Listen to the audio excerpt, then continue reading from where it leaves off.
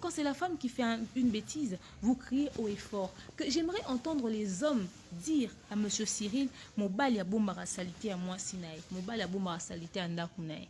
Parce que c'est le langage au fait qu'on sort souvent aux femmes. Moi c'est le baraboété, moi c'est bomba salité à mobile iné, bomba salité à libalanaï. Mais quand une femme trompe son homme dans un mariage, on crie au scandale chiba ou chibindi. Là, on crie au scandale chiba ou chibindi et tout ça là c'est des problèmes. On va appeler, les gens vont venir vite. Oui, c'est un acte mais horrible. Une femme ne peut pas sortir dehors. Ça se fait pas, ça se fait pas. Malheureuse ou pas, tu n'as pas le droit. Carrément, tu sors de ce mariage, tu pars ailleurs. Parce que des fois, quand la femme devient infidèle dans un foyer, ça peut ramener la mort, la sécheresse, beaucoup de problèmes négatifs. Et à quel moment les hommes qui ont de l'argent pensent que l'argent suffit à une femme, en fait? J'aimerais savoir ça. À quel moment qui vous a dit que l'argent suffit à une femme? Il y a l'attention, il y a la présence, il y a l'amour, au fait. Voilà pourquoi vous entendez souvent, moi c'est mon tambon Abimina Sentinelle, parce que toi tu es là dans tes réunions de service, tu t'organises même pas en te disant, ouais, mission de service, moi si Nanga sera logé à l'hôtel, à mes frais, comme ça, moi quand je reviens du boulot, pendant ma mission, je rentre là, je lui trouve, et les enfants seront entre les mains de notre maman. Par exemple, vous choisissez l'une des grand-mères des enfants, les enfants restent là-bas, attendent la mission de service, moi, sinon, propose années ensemble. Comme toi, tu cherches pour ta femme l'argent, tu es tous les mois en mission de service, tu passes une semaine à Kinshasa, 3 semaines à l'extérieur. Je ne dis pas que c'est ça qui va donner raison à la femme de tromper son homme, mais je dis que ça fait partie des choses qui déstabilisent un couple. Parce qu'on dit que le temps que l'on consacre à une personne est le degré et l'intensité de l'amour que l'on a pour la personne. Donc le temps joue un très grand rôle dans un couple. Quand vous n'avez pas suffisamment le temps l'un pour l'autre, ça peut aussi vous déstabiliser d'un côté. Oui, mais entendre Cyril se taper le luxe de dire que ouais, et tout, je te nourris, je te donne l'argent, je fais ceci, tatati, tatata, je ne pense même pas que c'est un argument suffisamment solide pour reconquérir une femme. Non, dis-lui que tu as toujours été là pour elle, dis-lui que tu as toujours été présent, que tu l'as toujours aimé, ce genre de choses. Ne lui rabâche pas ce que tu as fait pour sa mère, son oncle, sa tante. Tout ce qu'on fait l'un pour l'autre dans un couple, c'est par amour. Ça n'a rien à voir. Les bienfaits que tu fais pour moi dans notre couple ne peut pas être un élément de chantage. C'est pas ça qui doit me retenir avec toi, en fait. Je vis dans une relation obsessionnelle, je vis dans une relation mais de pression, et où tu n'es même pas présent, tu es absent, etc., etc. Et tu viens me rabâcher que quoi, j'ai fait ça pour toi, nanani, nanana. Oui, c'est vrai que ce que tu fais pour moi, c'est bien, c'est important, ça me permet peut-être de sourire, de regarder derrière, de ne pas penser à autre chose, etc., etc. Mais ce n'est pas suffisant pour nous maintenir en couple. Il y a autre chose qui doivent accompagner les éléments physiques que tu me donnes. Oui, parce que si ce n'était que ce qu'il avait fait pour sa femme, les études qu'il a payées, la famille, la nourrir, etc., etc., n'importe quel autre type peut faire ça. Et elle-même, si elle avait suffisamment d'argent, si elle travaillait, elle avait son argent, elle était riche, elle était bourrée de thunes, elle avait tout ce qu'elle a, elle allait faire ça pour sa famille. Elle n'aurait pas eu besoin de toi, au fait. Donc, quand toi, tu le fais, c'est par amour que tu le fais. Tu ne peux pas te taper le luxe en train de dire... Oui, c'est pour ça que certaines femmes, tu peux lui dire ça, elle va te dire « au salé langani ». Parce que ce n'est pas au fait, oui c'est vrai que les bienfaits que l'autre te fait, il faudrait quand même le reconnaître, mais ça ne peut pas être un élément qui va maintenir un couple en place. Ou comme on dirait, par intérêt. Donc il ne faudrait même pas aller sur ce terrain-là. Faudrait même pas. J'ai aimé ce que cette fille a dit. Elle a dit, ma mère ne m'a pas mis au monde pour t'appartenir à toi au fait. Parce que quand on entend M. Cyril parler, on a l'impression qu'il veut prendre le contrôle, au fait, qu'il domine et que c'est lui l'élément dominant de la relation. Et c'est le genre d'homme, au fait, qui ne supporte pas être touché dans son ego. Voilà pourquoi il dit, soit je te perds, et il dit, au fait, si moi je te perds, tout le monde doit te perdre aussi. Donc, je ne peux pas te laisser continuer entre les mains de plusieurs autres personnes. Il est même prêt à ternir la réputation de la maman de ses enfants. Or, il ne sait pas qu'il se ternit lui-même. Parce que nous tous, on va se poser une seule question. C'est que si tu lui as donné tout ce que tu lui as donné, tu lui as rempli de biens, d'argent, d'or et tout ça, vous avez même des enfants. Elle est quand même sortie avec un autre type dehors. Toi, qu'est-ce que tu as foutu, frère? C'était quoi ta part de responsabilité dans l'histoire?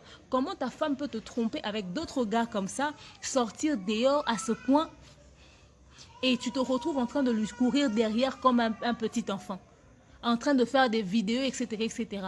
Carrément, tu peux même faire une télé-réalité, tu lances ta propre chaîne YouTube, tu auras des abonnés, des gens qui voudront suivre ton quotidien. Comment c'est arrivé jusque-là, au fait? Vous voyez? Donc, il a une part de responsabilité dans ce qui s'est passé. Se taper le luxe, j'ai fait nanani, nanana, c'est pas ça, en fait. C'est pas ça. Vous voyez? C'est pas ça. Ils ont fouté tous les deux en ce qui concerne leur relation. Mais quand j'entends la fille parler, je sens qu'elle était dans une relation obsessionnelle où le gars avait un contrôle mais énorme sur elle.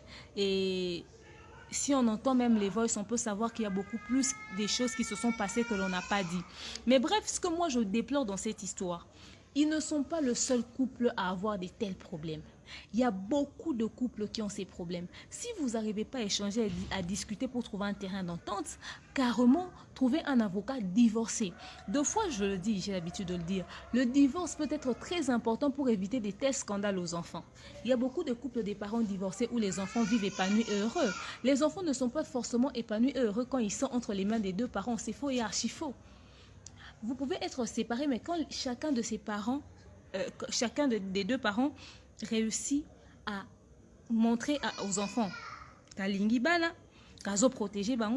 les enfants soient juste entourés de la bonne humeur, de la bonne ambiance, mais de l'amour de leurs parents, c'est le plus important. Dormir à gauche, c'est maman, à droite, c'est chez papa. Moi, d'ailleurs, je connais une copine qui profitait bien de la séparation de son père et de sa mère parce que chacun d'entre eux voulait, au fait, que moi, on attend en zone en bien chez l'autre. On disait, j'étais chez maman. Tu sais, maman, quand je l'appelle, elle me donne ça.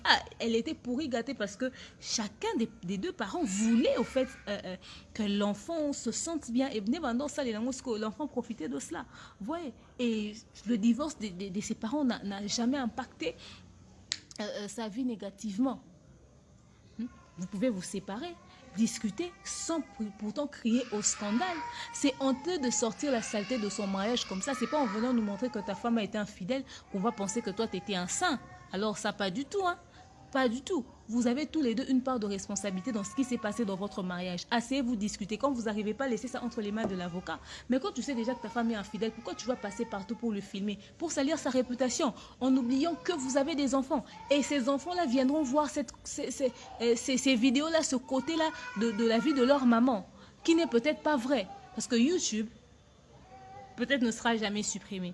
Mais nous aussi, dans nos téléphones, nous garderons ces vidéos. Vous savez, le Congolais garde les vidéos, garde les vidéos. Il suffit d'un rien, on va te sortir un truc de 1900, je ne sais pas moi combien. Le Congolais a toujours une vidéo à problème qu'il va publier un jour. Toujours. Et les enfants viendront trouver ce genre de vidéo pour que ça donne quoi comme image de leur maman? Est-ce qu'ils ont besoin de ça? Et puis d'ailleurs, ce monsieur Cyril, il m'a étonné, mais il m'a épaté, mais c'est un gars qui aime les scandales. Pourquoi ramener les enfants dans une situation pareille? Pourquoi? Ça t'aurait fait quoi si tes enfants débarquaient avec leur maman devant un hôtel où tu étais avec une femme en plein ébat sexuel? Mais réfléchissez 2 secondes. Pourquoi d'abord, c'est quoi l'idée de mettre les enfants au centre de toute cette connerie au fait? Pourquoi mettre les enfants au centre de toute cette connerie? Et puis pousser les enfants à dire, notre maman nous a abandonnés en caleçon, mes frères, en caleçon, t'as réfléchi?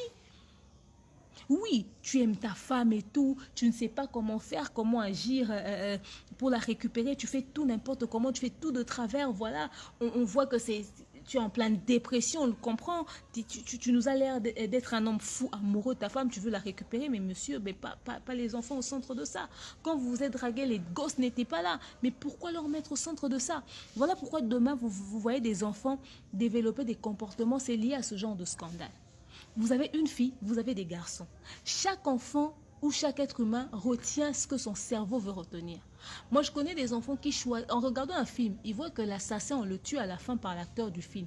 Mais l'enfant choisit d'être l'assassin parce qu'il a des gardes du corps, il domine sur tout le monde durant tout le film. Lui, il s'en fout qu'à la fin, on le tue au fait. C'est un choix. Voilà pourquoi vous verrez des enfants qui... Son père tapait sa maman. Lui, en grandissant, au lieu qu'il protège la femme parce qu'il sait que sa maman souffrait quand son père lui tapait, il aime beaucoup sa maman, mais lui, il tape aussi sa femme.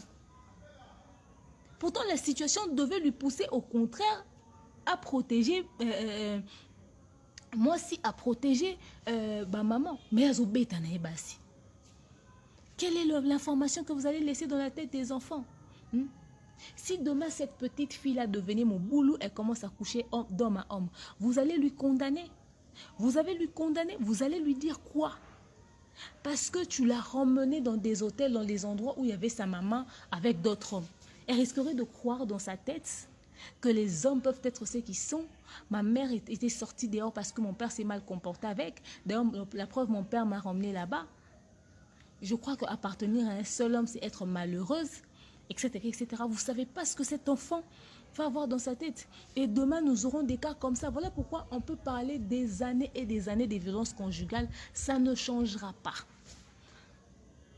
Parce qu'il y a des gens, des enfants qui ont subi des choses dans leur enfance, qui sont restés dans un coin de leur tête et leur subconscient a fait développer ça d'une certaine manière et on a ce résultat-là aujourd'hui. Non. Épargnez les enfants dans ces choses. Épargnez les enfants, ils ne sont en rien responsables de votre connerie. Vous avez fouté votre mariage, alors ne leur mettez pas au centre de ça. Soyez adultes et responsables. Soyez adultes et responsables, je suis désolée. Ce que je condamne le plus, c'est le manque de maturité qu'a M. Cyril face à ce problème. Tu sais déjà que ta femme te trompe, tu lui donnes, tu lui suis partout, et puis de sur quoi tu remets les enfants. Non, non. La femme, je vais lui condamner très peu parce qu'elle n'a pas exposé son homme sur les réseaux sociaux. Bonjour fidèle internaute de www.elengiakomba.tv. Bonjour, bonsoir, Balandignon, ya Elengi Akomba, Congolaise TV. Bon, t'es belé partout dans le monde, partout où vous êtes, partout où vous êtes, Elengi Akomba TV, vraiment. Bonjour, bonsoir, na abonné bafa nyonso ya Elengi Akomba Congolais TV. Bonjour à mon boss, on a appelé ça vraiment un pandi. Bonjour à mon boss, JP Kiama. Je salue mon boss Balobi, boss des boss Babi, JP Kiama. Bonjour, na Elengi Akomba Congolais TV, vraiment. Maman Lazana, chaîne de qui topo, il y a boss de JP Kiama, et boss des boss, il y a un danger. Donc, on va s'entendre la zaki. Ya boss na biso JP Kiama, nzambe na ngai. Ba boss bazali, ba boss bazali.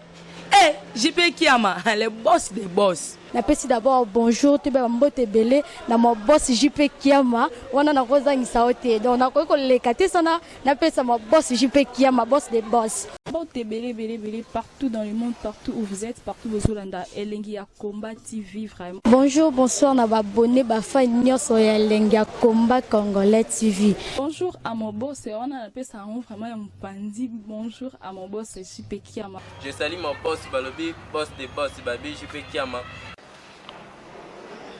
Bonjour, na Elengi Akomba Congolais TV, vraiment. Maman Lazana, chaîne de qui topo, il y a boss de JP Kiama, et boss des boss, il y a un danger. Donc, on va s'entendre la zaki. Ya boss na biso JP Kiama, nzambe na ngai. Ba boss bazali, ba boss bazali. JP Kiama, le boss des boss. Napesi d'abord bonjour, tu peux mbote belé, na mon boss JP Kiama, wana na kozangisa ote. Donc na ko lekate sana, napesa mon boss JP Kiama, boss des boss.